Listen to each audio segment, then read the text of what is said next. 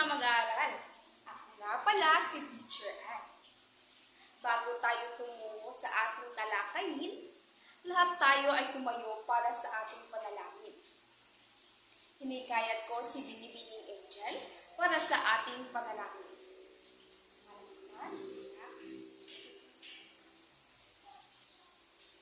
Maraming salamat, Binibining Angel.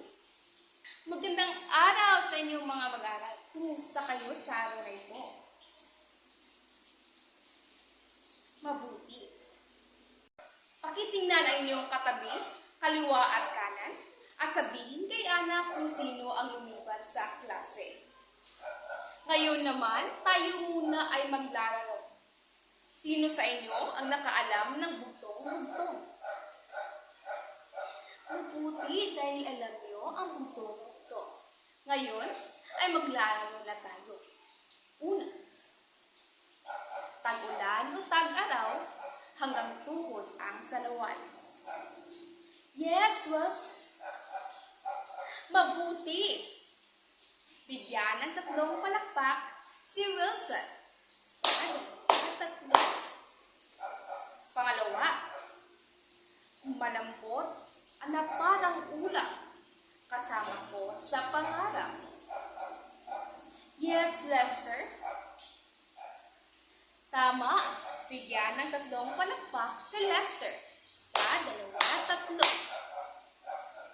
Pangatlo, ate ko, ate mo, ate ng lahat ng tao. Yes, Anna Marie. Tama.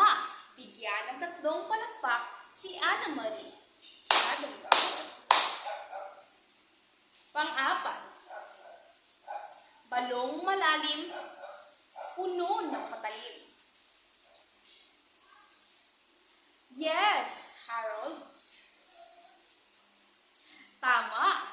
Bigyan ng tatlong palakpak si Harold sa dalawa-tatlo. At ang panglima, maraming ngipin, walang bibig. Yes, Anami. Tama. Bigyan ng tatlong palakpak si Anami. Ngayon ay basahin muna natin ang ating layunin. Pagkatapos na 50 minutong talakayan, ang mga mag-aaral ay inaasahang natutukoy ang bahagi ng tula at mga batayan sa wastong pagbigas ng tula. Napapahalagahan ang pagbigas ng tula sa pamamagitan ng wastong tono, maitiin, antala at damdamin. At nakabibigkas ng tula na may wastong paggamit ng tono, tiin, antala at damdamin. Bago tayo tumungo sa ating talakayin, tayo muna ay magbabalik-aral patungkol sa ating tinalakay noong nakaraang leksyon. Ano nga ba ang ating tinalakay noong nakaraang leksyon? Tama, ito ay tungkol sa mga elemento ng kwento. Ano nga ba ang kahulugan ng kwento?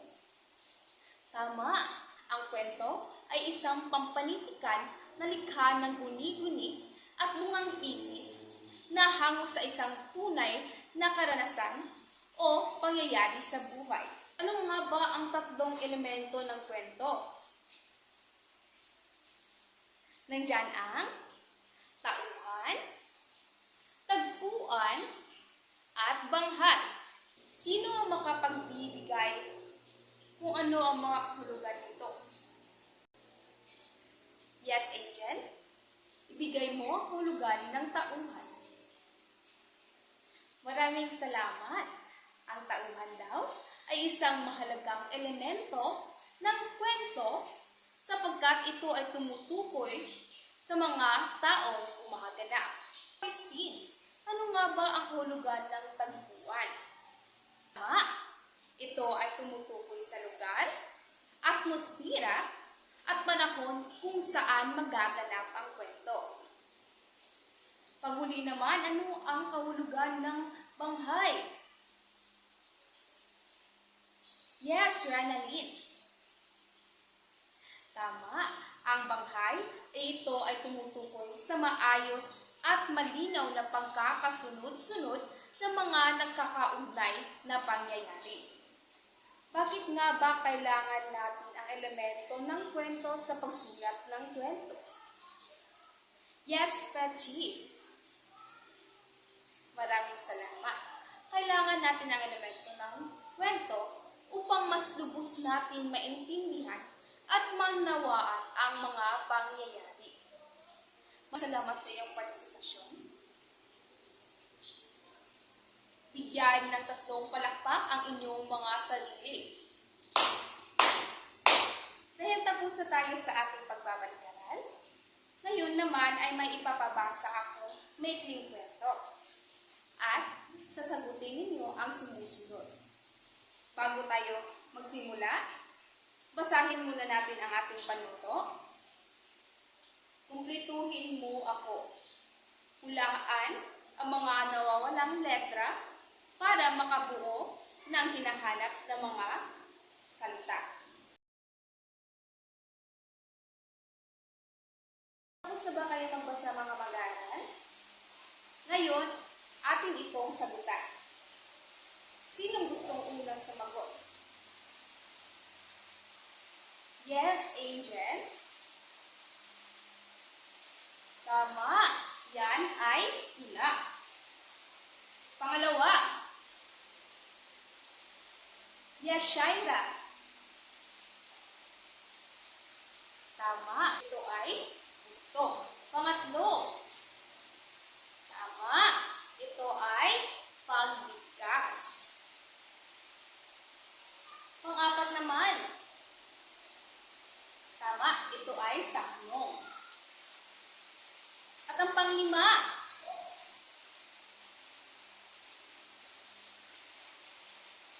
Ang salita na ito ay tono. Maraming salamat sa inyong partisipasyon. Ngayon mga mag-aaral, may papanuorin tayong isang video ng tula na pinamagatang Ako, Ikaw, at Tayo. Mga mag-aaral, ano ang pamagat na ating pinanood ngayon? Tama. Ako, ikaw, at tayo.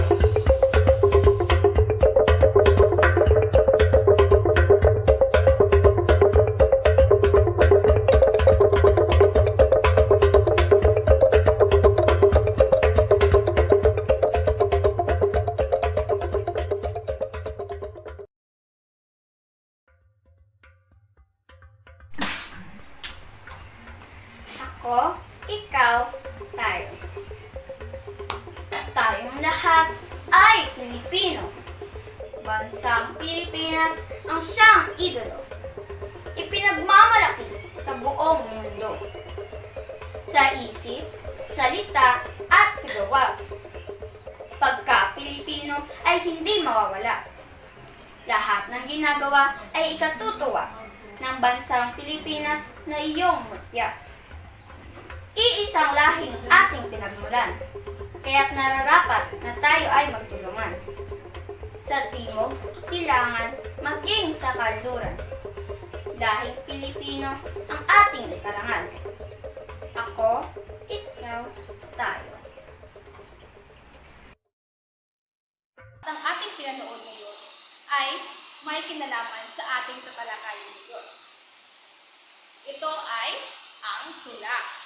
At bago tayo tumuho sa ating diskusyon, tayo muna ay may gagawing pangkatang gawain.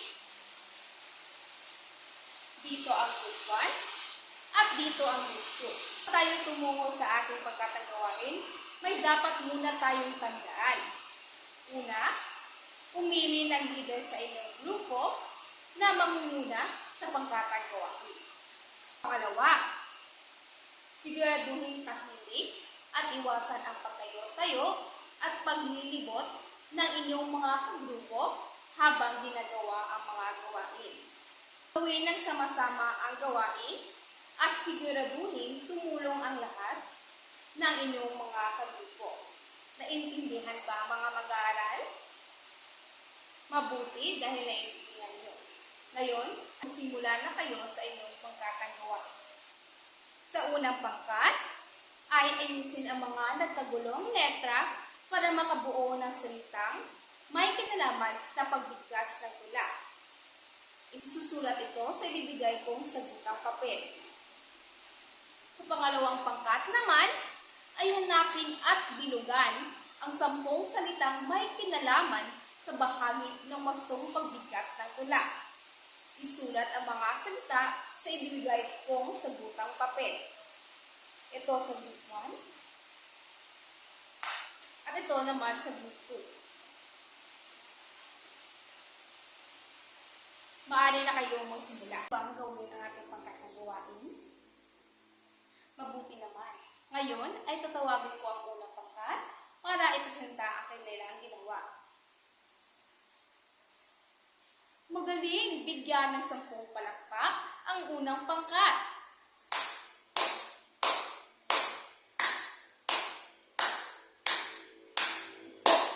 Ngayon naman ang pangalawang pangkat. Maaari niyo bang ipresenta ang inyong gawain? Magaling! Pangalawang pangkat. Ngayon, bigyan niyo ng 10 palakpak ang pangalawang pangkat.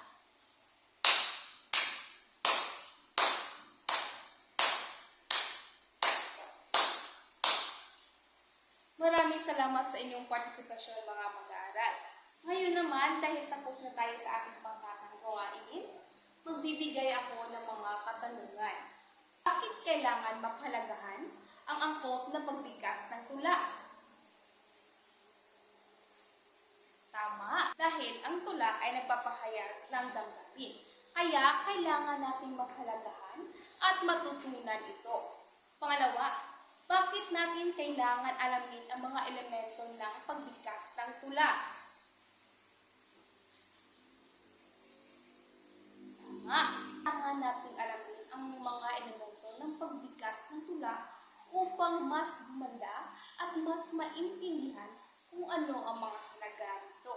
Pangatlong katanungan, bakit nga ba mahalaga ang pag-aral ng tula?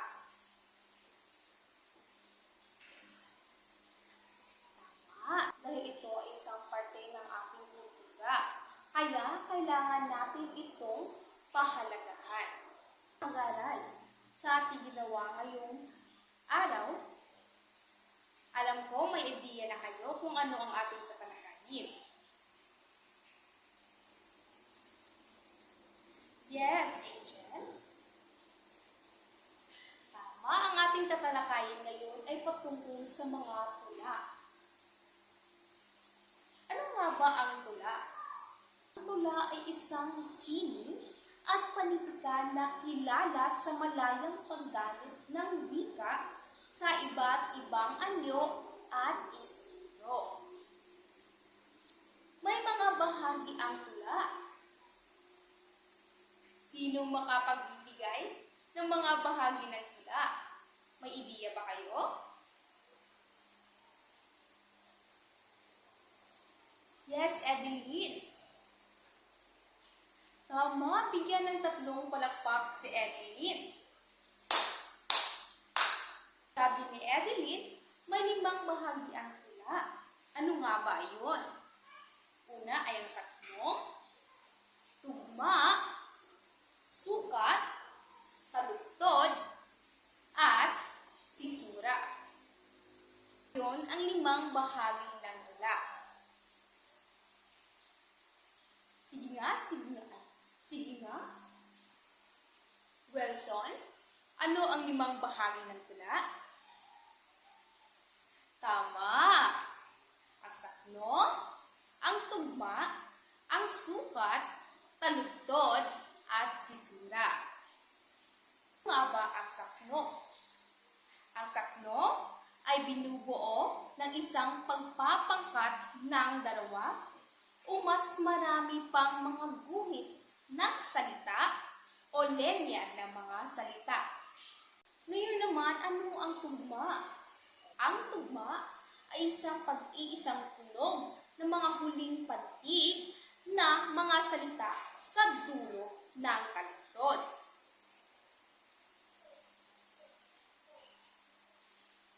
Ang sukat naman ay ang bawat taludtod o linya ng tula na nagkakaisang bilang o dami ng mga pantig ng mga salita.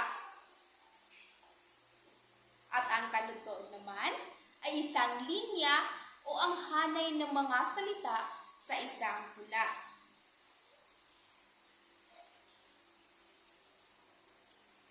Ang susura ay isang uri ng pagbasa ng tula na may saglit na paghinto na pagbasa ng bawat taludtod. Naman, dadako tayo sa pagbibigkas ng tula. May 4 tayong batayan sa pagbibigkas ng tula. Sino makapagbibigay nito?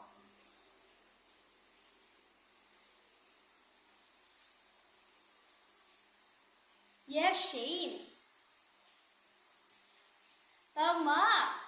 Ang mga batayan ng pagbigkas ng tula ay nandito ang tono, diin, antala, at damdamin.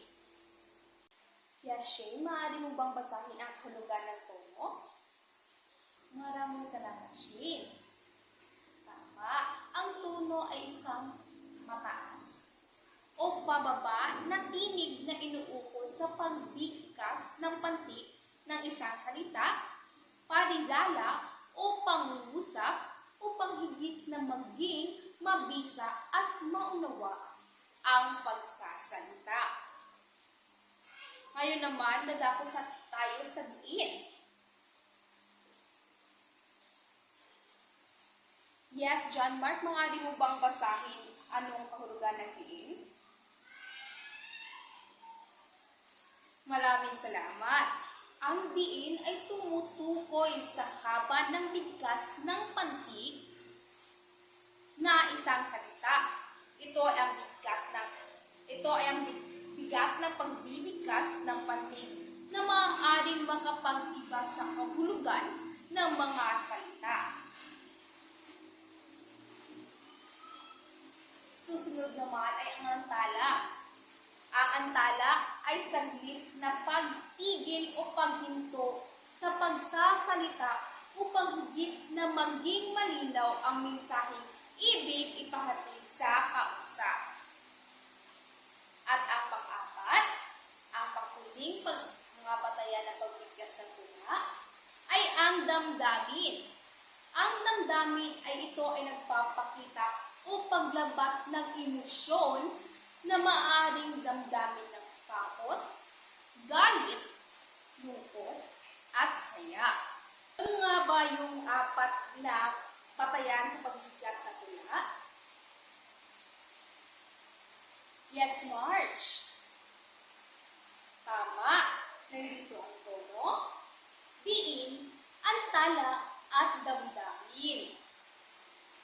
Maraming salamat mga mag-aaral dahil kayo ay nakinig sa ating tinalakay ngayon. At ngayon naman ay dadako tayo sa panibagong aktibidad na ating gagawin ngayong araw. Hahatiin ko kayo sa 4 na grupo. At ang bawat pangkat ay bibigyan ko ng isang tula at ito inyong ipipresenta sa harap ng klase. Basahin ito na may wastong pagbigkas gamit ang tono, diin, antala at damdamin. Sa unang pangkat, ang inyong tula ay ang mga gulay at prutas. Sa ikalawang pangkat naman ay ang bulaklak. Sa ikatlong pangkat ay ang aking pamilya. At sa ika-4 na pangkat ay ang kapaligiran. Ito sa unang pangkat. Sa pangalawang pangkat. Sa pangatlong pangkat. At sa pang-4 na pangkat. Ngayon, maaari ninyong simula ng ating pangkatang gawain. At ang rubric sa iyong gagawin ngayon ay ipa-flash ko sa ating screen. Maaari nyo nang simulan ang ating gawain, mga mag-aaral. Tapos na ba kayong mga mag-aaral? Kung gayon, hindi na bang simulan ang pagpiprisita?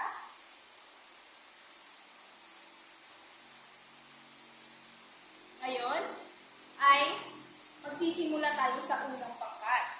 Mahusay unang pangkat, bigyan nyo ng 10 palakpak ang unang pangkat. 1, 2, 3, 4, 5, 6, 7, 8, 9, 10. Ngayon naman ang pangalawang pangkat, maaari nyo bang ipresenta ang inyong tula? Magaling pangalawang pangkat, bigyan ng 10 palakpak ang pangalawang pangkat. 1, 2, 3, 4, 5, 6, 7, 8, 9, 10. Naman ang pangatlong pangkat, maaari nyo bang ipresenta ang inyong tula? Magaling pangatlong pangkat, bigyan ng 10 palakpak ang pangatlong pangkat.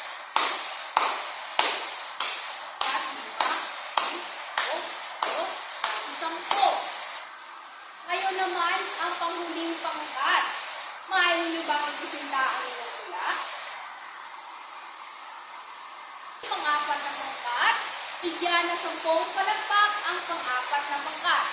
1, 2, 3, 4, 5, 6, 7, 8, 9, 10. Salamat mga mag-aaral dahil sa inyong partisipasyon. Ngayon ay tapos na tayo sa ating tinalakay at mga pangkatang gawain. Ngayon ay may pasulit akong ibigay. Ang ating pasulit ay ipag-flash ko sa screen. Ito ay gagawin lamang sa 10 minuto at isusulat ito sa kalahating papel. Tapos na ba mga mag-aaral? Maaari nyo bang ipasa ang inyong mga papel sa harapan? Maraming salamat mga mag-aaral. Alam ko marami kayong natutunan sa ating tinalakay ngayon.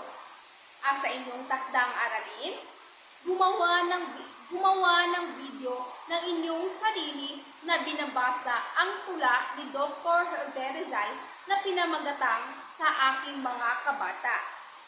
Ipakita ang wastong tono, diin, antala at damdamin ng tula. Maaaring gumamit ng iba't ibang apps ng cellphone at isusumiti ninyo ito sa susunod na Lunes. Maraming salamat mga mag-aaral sa inyong partisipasyon. Bigyan ng 10 palakpak ang inyong mga sarili. 1, 2, 3, 4, 5, 6, 7, 8, 9, 10.